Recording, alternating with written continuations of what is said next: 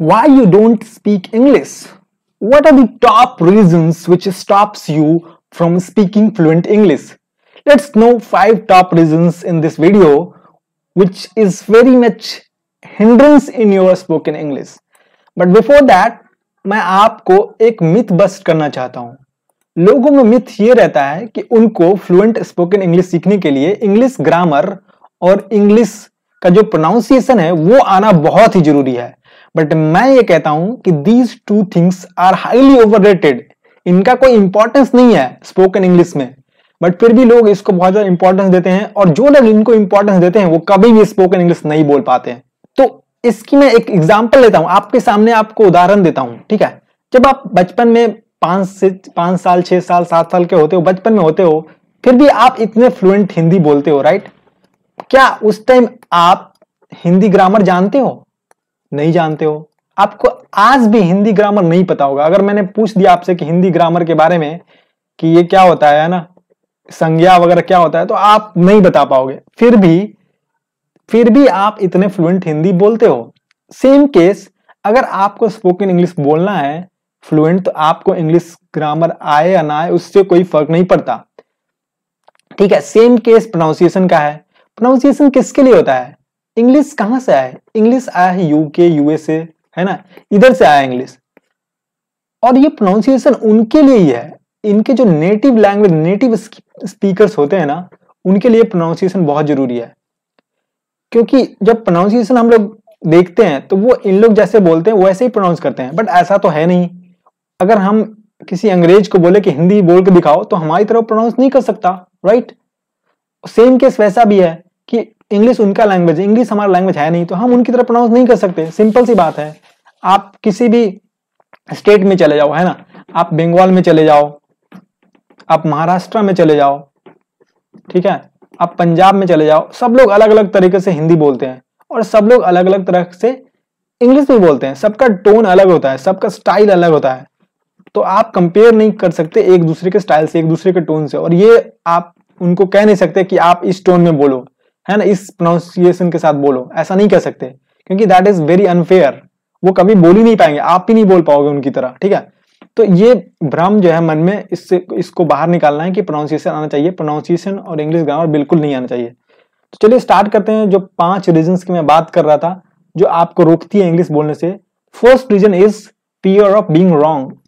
Fear of being wrong it means कि जब आप इंग्लिश बोलते हो तो आपको डर रहता है कि सामने वाला आपको जज कर रहा है ना, आप फेलियर से डरते हो.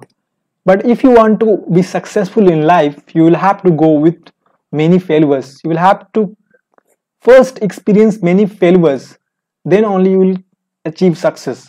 जब आपको है ना बुलसाई में हिट करना है तो बहुत सारे तीर जो है ना वो नीचे गिरेंगे, बहुत सारे आपको फेलियर्स मिलेंगे.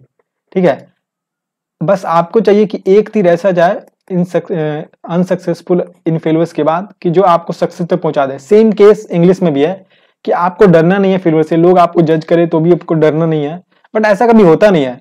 कभी आपने कोई इंग्लिश आपके सामने बहुत फ्लुएंटली बोलता है तो क्या आप उसको जज करते हो गलत बोल रहा है सही बोल रहा है? बस आप उसके चेहरे को देखते हो, है ना, वो कितना फ्लुएंट बोल रहा है ये देखते हो और समझने की कोशिश करते हो क्या बोल रहा है ना.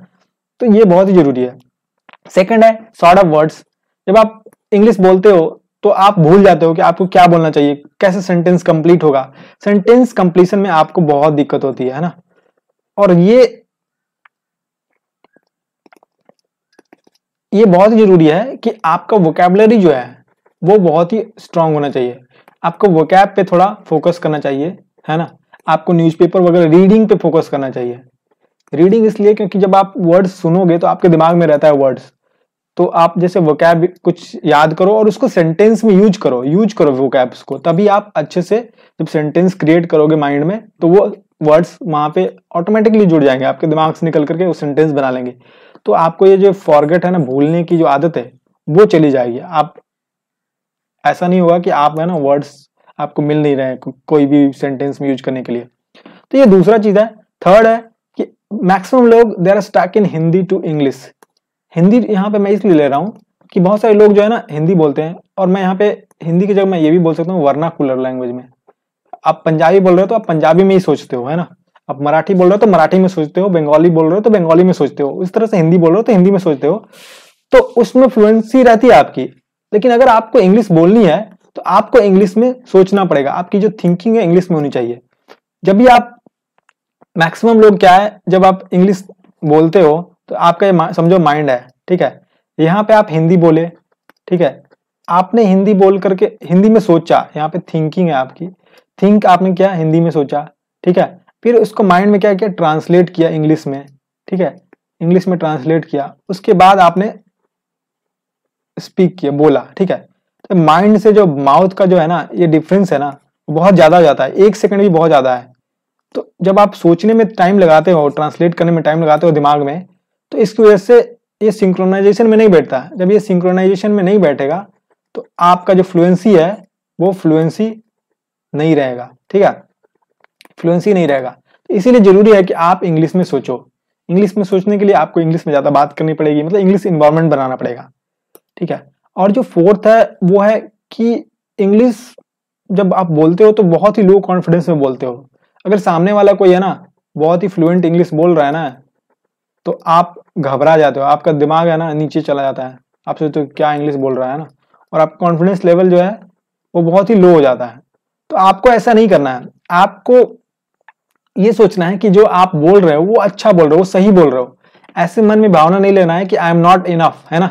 आपको आई लव मी का कॉन्सेप्ट मन में लाना है ना। आप अपने आप पे प्राउड फील कर सको कि मैं इंग्लिश कम से कम बोल रहा हूँ, बहुत लोगों से बेहतर हूं मैं, है ना।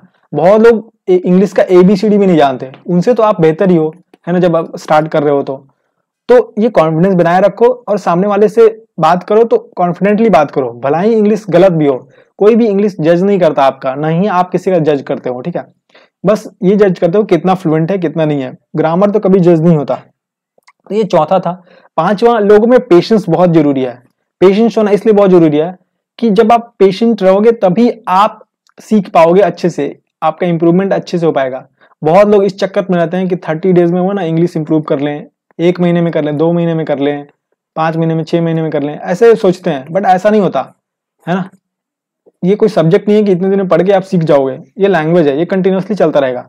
तो जब भी आप इंग्लिश सीखो तो आप अपने पहले दिन को दूसरे दिन से कंपेयर करो, तीसरे दिन से कंपेयर करो, है ना, और देखो कि कुछ आप में इसमें इंप्रूव कर रहे हो कि नहीं। अगर थोड़ा सा इंप्रूव कर रहे हो तो आप अगर इसको लॉन्ग टर्म में 6 मंथ, 1 ईयर, चाहे 5 ईयर में भी अगर देख रहे हो, तब आप देखोगे कि फर्स्ट डे से लेकर के 5 ईयर्स तक देखोगे तो आप बहुत ही ज्यादा इंप्रूवमेंट कर लिया होगा आपने, है ना। तो आपको यही देखना है कि ये कंटिन्यूअस प्रोसेस है, ये वन टाइम प्रोसेस नहीं है, ठीक है। तो ये ध्यान रखना है आपको कि आपको पेशेंट रहना है, पेशेंस रखना है इंग्लिश सीखने के लिए, तभी आप बहुत ही अच्छे से धीरे धीरे अपना इंप्रूवमेंट कर सकते हो स्पोकन इंग्लिश में। तो मैंने इस वीडियो में 5 चीजें बताई जो आपको रोकती है, और जब आप इन फियर्स को, इन चीजों को ओवरकम कर लोगे तो आप बहुत ही अच्छे से फ्लुएंटली इंग्लिश बोल पाओगे। पहला मैंने बताया फियर ऑफ बीइंग रॉन्ग, दूसरा मैंने बताया कि सॉर्ट ऑफ वर्ड्स, यहाँ पे आपको वोकैबुलरी की बहुत जरूरी है, वोकैब आपका अच्छा होना चाहिए। Third, you are stuck in Hindi to English, यहाँ पे आपकी थिंकिंग प्रोसेस जो है ना इंग्लिश में होनी चाहिए। वेरी लो कॉन्फिडेंस, कॉन्फिडेंस को तो आपको बढ़ाना ही बढ़ाना है ना, इंग्लिश बोलने के लिए बहुत ही ज्यादा जरूरी है कॉन्फिडेंस। और पांचवा में थोड़ा सा पेशेंस रखना है आपको, ये जल्दी रिजल्ट नहीं देगा, थोड़ा टाइम लेगा। तो ये 5 चीजों पे आपको ध्यान रखना है, ठीक है। तो इस वीडियो में इतना ही, अगले वीडियो में हम लोग कुछ नए टिप्स के बारे में बात करेंगे। तो चलिए मिलते हैं अगले वीडियो में।